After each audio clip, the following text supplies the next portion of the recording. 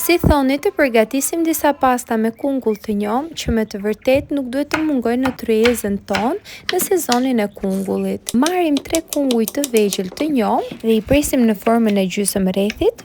Gjithashtu preva dhe lulen e kungullit, mora 2 thelbinj hudhër, i preva sa më për t'i skuqur më pas në tigan. Marrim një tenxhere dhe i hedhim ujin e velluar, pak vaj ulliri dhe krip, shtojmë makaronat dhe i ziejmë. Më pas marrim një tigan, shtojmë vaj ulliri dhe shtojmë kungujt për t'i skuqur derisa të marrin këtë ngjyrën e artë. Më pas i heqim nga tigani dhe i vendosim në një tas të thellë. Më pas marrim këtë kremin e djathit dhe hedhim një lugë të madhe të kungujt, pak borzilok dhe ujin e makaronave. I frulojmë derisa masa të na bëhet kremoze. Tek tigani që skuqëm kungujt vendosim hudhrat dhe hedhim salcën e formuar.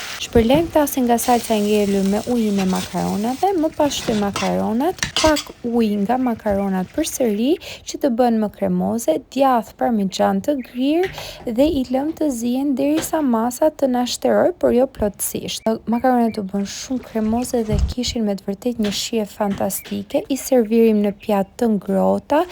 I shtojmë dhe pak kungull të skuqur përsipër, djath parmexhan sipas shijes suaj dhe ju bëf të mirë, ja vlen t'i provoni.